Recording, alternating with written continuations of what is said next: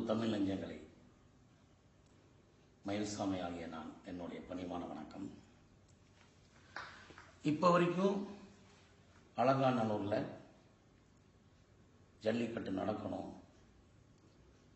At least கோவில் காலையாவது 5 காலை அந்த வழியை அனுப்பணும் அப்படின்னு இப்போ வரைக்கும் போராட்டம் பண்ணிட்டு இருக்காங்க. எனக்கு என்ன வருதுன்னா, சட்டத்தை மதிச்சு ஒரு நீதியரசர் சொன்னாரே அப்படிங்கிற காரணத்துக்காகவே இந்த தமிழ்நாட்டுக்கு நல்ல பேர் கிடைக்குதாங்கிற ஒரு காரணத்துக்காகவும் காலையிலிருந்து இப்ப வரைக்கும் அங்க எத்தனை இளைஞர்கள் தன்னோட உரிமைக்காக அவங்க கஷ்டப்பட்டு இருக்காங்க. அவங்க காலையிலிருந்து தண்ணி குடிச்சாங்களா, சாப்பிட்டாங்களா, இப்ப என்ன பண்ண போறாங்க அப்படிதான் நம்ம யோசிக்க தோணுது. எனக்கு என்ன வருத்தம்னா, நான் ஒரு தமிழங்கிற முறையில் நான் பேசுறேன். முதல் பாயிண்ட், எனக்கு ஓட்டு உரிமை இருக்கு, இன்கம் டேக்ஸ் பே பண்றேன், அதுக்காக நான் தைரியமா பேசலாம். ஒரு இந்திய குடிமகன் தன்னுடைய உரிமையை எங்க வேணாலும் பதிவு செய்யலாம், நல்ல முறையில். அதாவது இந்த நீதிமன்றம் உத்தரவுக்கு இந்தியனாக நான் தலை குனிகிறேன். இந்தியாவே தலை குனியணும். அது A to Z, மேல்மட்டத்திலிருந்தும் கீழ்மட்ட வரைக்கும் அனைவரும் வெட்கப்பட வேண்டிய விஷயம். அதை குறிப்பாக சொல்ல வேண்டும் என்றால் தமிழக அரசு ரொம்பவே வெட்கப்படணும். அதாவது இது பண்ணுவேன் அது பண்ணுவேங்கிறது பல நாள் நீங்க சொல்லிட்டு இருந்தீங்க, அது வேற விஷயம். இப்ப என்ன பண்ண போறீங்க? 2-3 நாளா தமிழ்நாடு ஃபுல்லா போராட்டம் பண்றாங்க. அவங்களுக்கு ஒரு ஆறுதல் கூற வேண்டாமா? நான் கேட்கிறேன், ஒரு ஆறுதல்.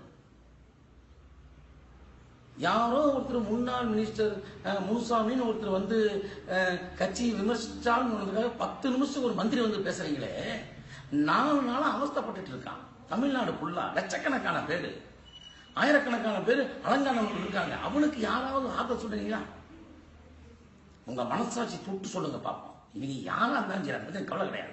என் தமிழ் உரிமைக்காக நான் பேசுறேன். யாராவது ஒருத்தர் டிவி மூலியமாகவோ நேரு மூலியமாக வந்து, மக்களே அடுத்த வருஷம் நான் வாங்கி தரேன், ஜல்லிக்கட்டு நடத்துவோம் அப்படின்னு ஒரு தைரியம் நான் போயிருப்பேன் சார். யாருக்கு என்ன நடந்தா என்ன, பதவி கட்டி கலையிறீங்க. அந்த பதவி என்ன உங்க கூடவா வரப்போகுது? செத்தா துணி கூட வராது சார், துணி கூட கட்டின துணி வராது. கொஞ்சம் மனசாட்சி நடந்துங்க பிளீஸ். தமிழ் நான் வாய்க்காதீங்க. காலையில் ஒரு நண்பர் டிவியில பேசினார், கேட்ட ரொம்ப சந்தோஷப்பட்டேன். இந்த இந்திய அரசாங்கம், அதாவது ஒரு பெண் மிஞ்சி போனா, நான் ஓப்பனா பேசுறேன் சார், ஒரு பெண் மிஞ்சி போனா ஒரு நாள் ஒரு 3 பேர்த்திட்ட படுப்பா சார், ஆசைப்பட்டான். ஆனா விபச்சாரங்கிற பேர்ல ஒரு நாளைக்கு 50 பேர்த்திட்ட படுக்கிறான்னா, இதை விட ஒரு கஷ்டம் தேவையா சார் இந்த அரசாங்கத்துக்கு? அதுக்கு நீங்க அனுமதி கொடுத்திருக்கீங்க. ஒரு விளையாட்டுக்கு அனுமதி கொடுக்கறீங்க, உங்களுக்கு வெக்கமா இல்லை? நான் கேட்கிறேன், என்ன சட்டம்? அப்ப மகாத்மா காந்தி எதுக்கு சார் நம்ம நாட்டுக்கு சுதந்திரம் வாங்கி கொடுத்தான்? வெள்ளக்கார ஆண்ட போது ஜல்லிக்கட்டு நடத்துற தமிழ்நாடு இது. எவனோ ஒருத்தர் சம்பந்தமே இல்லாம, நம்ம நாட்டுக்கே சம்பந்தம் கிடையாது, எங்கிருந்தோ வந்தவன் ஒருத்தர் உள்ள பூந்து ஒரு கோர்ட்ல வந்து ஒரு கேஸ போட்டு அது ஒரு நீதிபதி சொன்னாருன்னு ஸ்டாப் பண்ணி வச்சிருக்கீங்க. ஒரு கலாச்சாரமே அழிஞ்சு போச்சு. அதை பத்தி யோசிக்க மாட்டீங்களா? ஃபீல் பண்ண மாட்டீங்களா? இல்ல உங்களுக்கு அந்த ரோசமாவது கொஞ்சம் இருக்கா சார்? நான் ஒரு இந்தியன் சார். இந்த இந்தியாவில் 29 மாநிலம் இருக்கு, அதுவும் நான் ஒரு மாநிலமா பேசுறேன் சார்.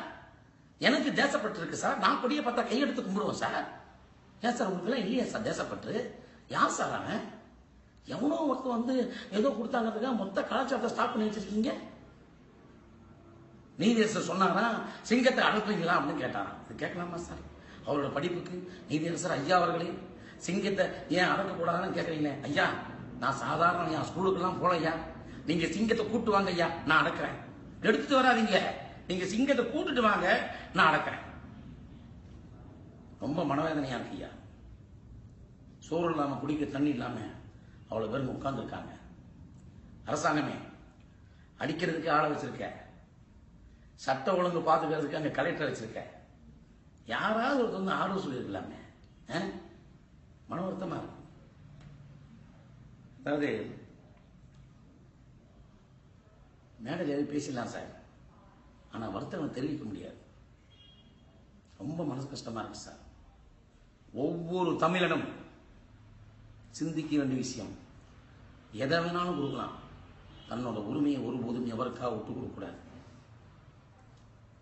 இப்ப இங்க உட்கார்ந்துருக்காங்களே, இவ்வளவு நேரம் என்ன ஆனாலும் பரவாயில்ல உட்கார்ந்துருக்காங்க தெரியுமா, அவங்கள நான் கையெடுத்து கும்பிடுறேன். ஒருபோதும் பின்வாங்காதீங்க, தன்னோட உணர்ச்சிக்காக போராடுங்க. எனக்கு போலீஸ் டிபார்ட்மெண்ட் நிறைய பேர் தெரியும், எல்லாருமே நல்லவங்க தான், எனக்கு தெரிஞ்சவங்க எல்லாருமே நல்லவங்க தான். நான் தெரியாதனமா கேட்கிறேன், ஆவுன்னா லட்டி சார்ஜ் பண்ணிடுறீங்களே, லட்டி சார்ஜ் பண்றவங்க யாராவது ஒருத்தர் திருப்பி கேள்வி கேட்டு, ஐயா நீ யாருக்கிட்டாம லஞ்சம் வாங்காம கை நீட்டி காசு வாங்காம என்ன அடினா யாராவது அடிக்க முடியுமா சார்? உங்களை மனசாட்சி சொல்லுங்க. யாராவது ஒருத்தன் நீங்க லட்டி சார்ஜ் பண்ணும் போது நீ யார்கிட்டையும் கை வாங்காம, யார்கிட்டயாவது லஞ்சம் வாங்காம, யார்கிட்டையும் கை நீட்டாம அப்படி இருந்தா என்ன அடி அப்படின்னா அவங்க அடிக்க முடியுமா? 110 போலீஸ்காரர் தான் அடிக்க முடியும். இந்த நாட்டில் நேர்மையான போலீஸ் இருக்காங்க சார், அவங்களெல்லாம் கையெடுத்து கும்பிடுறேன். ஜனங்க சித்திரவதை பண்ணாதீங்க, தயவு செய்ய சொல்றேன். போராட்டம் என்பது தனக்கு தேவையில்லை, தன்னுடைய உரிமைக்கு, தன்னுடைய மாநிலத்துக்கு, தன்னுடைய தமிழுக்கு சார். தீவிரவாதம் எங்க உருவாகுது? அவனா உருவாக்குறானா? அரசாங்கம் உருவாகுது சார். தனக்கு என்ன தேவையோ அது கிடைக்கலன்னா போராட்டம் தானே. நான் கேட்கிறேன், திடீர்னு கேட்கிறேன், இந்த மத்திய அரசு மாநில அரசு சட்டம் கரெக்டாக யார் சார் சொல்ல முடியும்? எங்க பார்த்தாலும் போராட்டம் இருக்க. போராட்டம் இருந்தாலே சட்ட ஒழுங்கு சரியில்லைன்னு அர்த்தம். அதனால நீங்க லட்டி சார்ஜ் பண்ண வேண்டிய அவசியமே இல்லை. ஒவ்வொரு மாணவனும் காலையிலிருந்து அமைதியாக போராட்டம் பண்றான். மாணவன் நினைத்தால் நடத்தி காட்டுவான். அவனோட நல்ல எண்ணம் கலந்து பொறுமையா இருக்கான். அன்பு தமிழஞ்சனை, கடைசி வரை போராடு, அமைதியாக போராடு, நிச்சயம் வெற்றி நமதே. ஜெய் ஹிந்த்.